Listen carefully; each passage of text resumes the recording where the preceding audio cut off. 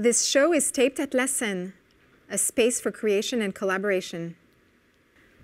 Artists, thinkers, and creators of all stripes tell us what inspires their work, a starting point that takes us into their creative process in their own words. Welcome to Who Inspires You?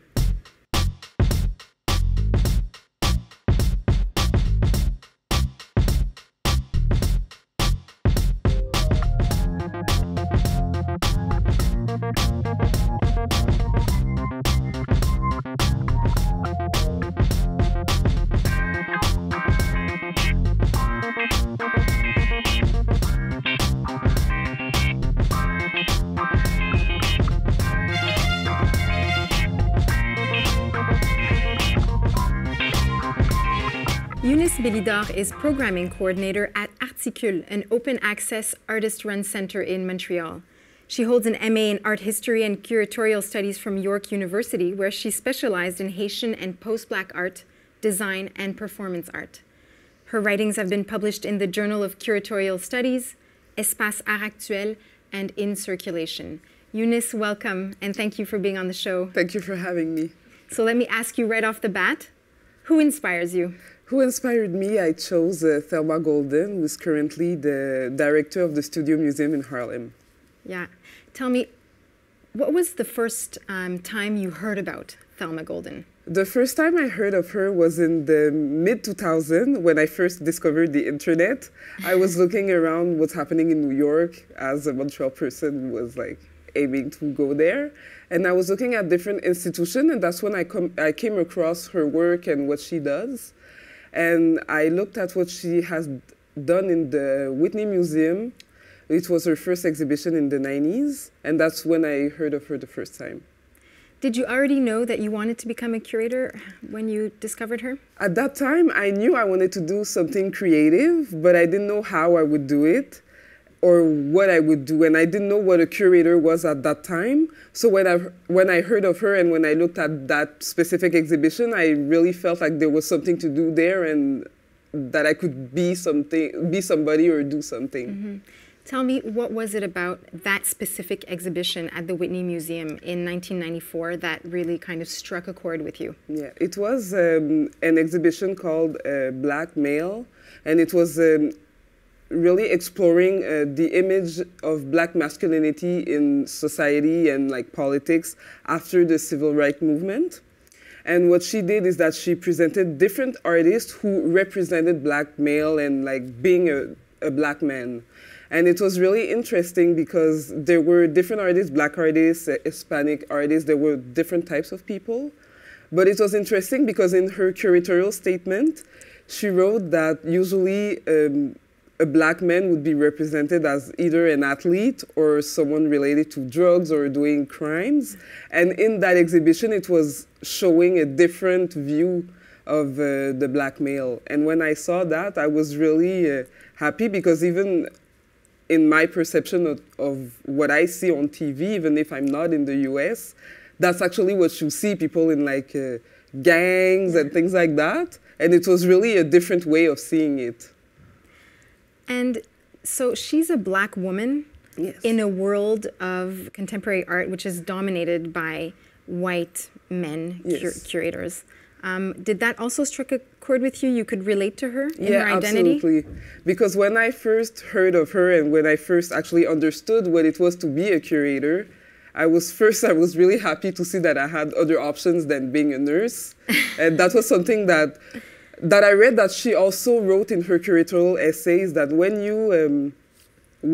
you're not from like the dominant society, what your parents or society wants you to become is always something that are like liberal professions, like lawyers, doctors, and things like that.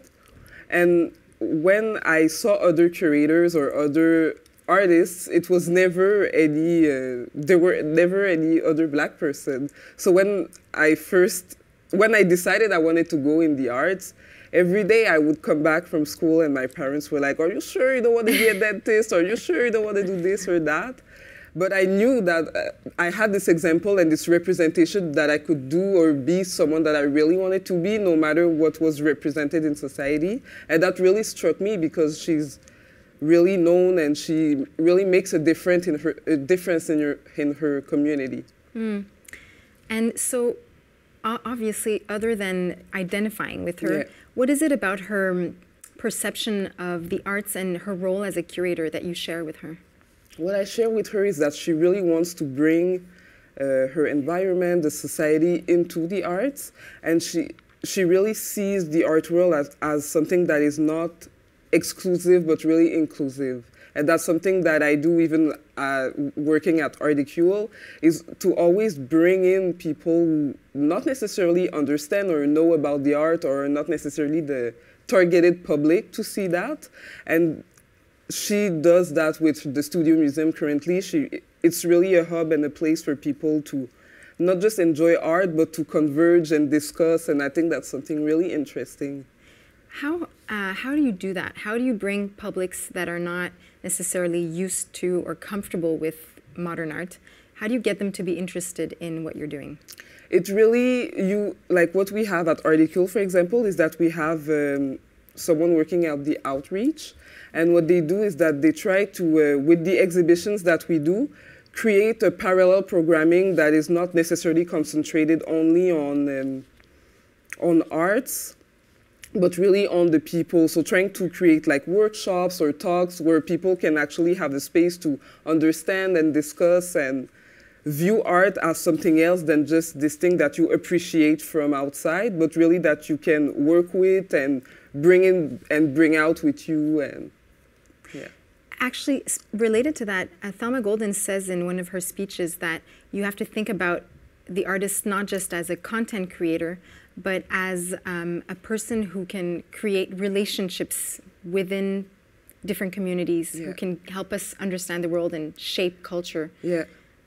Is that something that you do at Articule? Yeah, absolutely. When we receive different submissions for exhibitions, we're really interested in the content, obviously, but the artist statement, if the artist, because the center is really in the community, and we really want to welcome members from the community to be part of the center.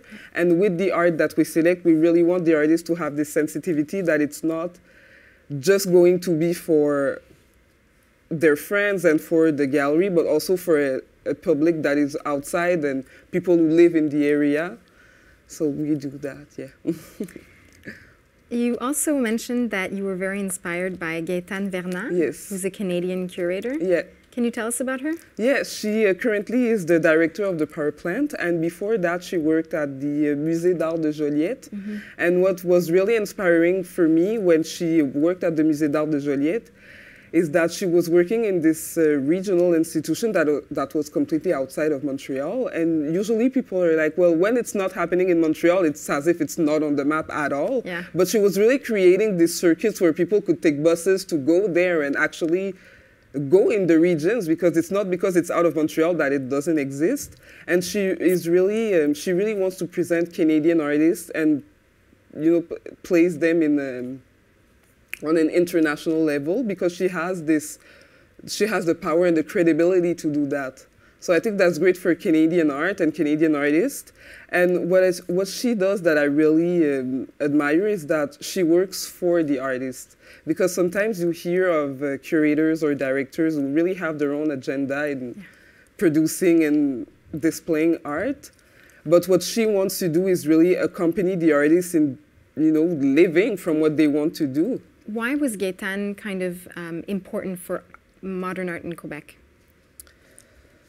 Well, because she, what I really like about her trajectory is that because she wants to work with artists, and because she really used this, like her platform as a director, to just display the artist or do a bit what she wants. I think it was really important because people from outside really looked at what she had done. And there's always this idea that when you are seen from outside, you are not necessarily more known, but people really pay attention to what you're doing. Yeah. And people are actually paying attention to the artist that she's presenting. And I think it's always great for artists from Quebec to have this opportunity to go outside. And I think that's what she had done while she was working in Quebec. Can you tell us about the role of the curator a little bit more in depth? What power does the curator have? Well, the curator really is able to bring artists and artwork together to create a certain line of thread and create a conversation so that these artists and the work of art that they create can actually have a broader meaning to a bigger scale of people. Yeah. And so at Articule, as program coordinator, your work is kind of like that of a curator. It's a bit of a curator because I have to select artworks that are related to our mandate. But as we work in committees, and it's the members who select the artwork. So what I do is that I always have to tell the members to reflect on the mandate and not forget to think about that. And when they make their selection, and then I have to create a calendar, that's when I create this line of stories so that there is this unity in the presentation of the work. And so what is Articule's mandate?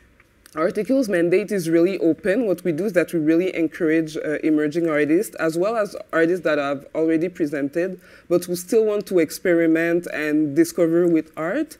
And we also want to present artists that are underrepresented. So people from the diversity, people that are like queer or trans or indigenous artists as well. So can you tell us about any upcoming shows? Yes, we have, for the first time this year, we had the curator in residence. Okay. So what the pilot project that we did is to have a curator of color or indigenous curator to work with us for a year. And in January, we were going to have their exhibition. They're going to present the work they have done during the year at Articule. And after that, we present the artist Mathieu Cardin, who will have a sculpture in the gallery that is going to be a huge surprise. How a surprise? Well, it's going to have, it's a twofold exhibition. It starts with a photography exhibition, and then when you get into the space, you will encounter something that will be, we cannot tell what's going to happen, but it will be really, it will be an experience. Okay, you're leaving it the surprise for the experience. Yes. And Eunice, how do you see your trajectory as a curator from you? I mean, you're just starting off in your career, absolutely. Right? How do you see that evolving? Is it about going to bigger and bigger institutions? I think it's really to meet more and more artists, because as Thelma and as Gaëtan, I really want to work for the artist. And I think that the fact that I'm in the Artist-Run Center is really interesting, because we get to have artists to come in and just experience. And then with that, you create this contact where you can bring them in other places. But for me, of course, I want to work in every type of situation. But it's always, the goal is always to see the artists that we present going really up in their career. So you can carry an artist along during your career as a curator. Yes, because when you, for example, you're a curator who works with a specific subject or a specific thread, you surround yourself with artists that have, who you think really works in that, in those threads as well. So then you meet artists that you always meet sometimes the same artists, but they bring out other people, and then you build this network of other artists that you can actually make them move forward. Okay, wow, that is powerful. Powerful role to have. Do you want to talk to us about a couple of artists that have marked your career up to now? Yeah, I've worked with an artist called Mika Lexier, and he really works with shapes and words. And what is interesting is that before I came in Articule, there was an artist who made an exhibition, and when he applied under his name. So it was kind of a fake submission, but he was really up to it. Like, he really worked with that concept. And I think these kind of artists are really interesting because they already have their own career built, but they're really interested in working with more emerging artists, even though they use their names or like things happen. So yeah, I think working with an artist like that who already has a name and who wants to collaborate with other artists is really inspiring, because you know that those artists show you that the world is not closed. It's not just about being successful, it's also about working with other people. There is, though, that tension between the individual artist as an icon of a culture Yes. versus very collaborative work, which can be powerful, but it can be in tension with this trope that we have in our society about the artist, the individual mind. Yeah, absolutely. There is a collective of artists in Toronto called Versus, and it's a group of 7 artists who always work together. But if you were to meet one of them, you wouldn't recognize them because they always work with that as a collective. Okay. And I think that's really something that's interesting because they're really leaving this idea of the artist as this sacrosanct person, but that artist is really a space to work in group and in community. Great. Eunice, thank you very much for being with us. Thank you so much.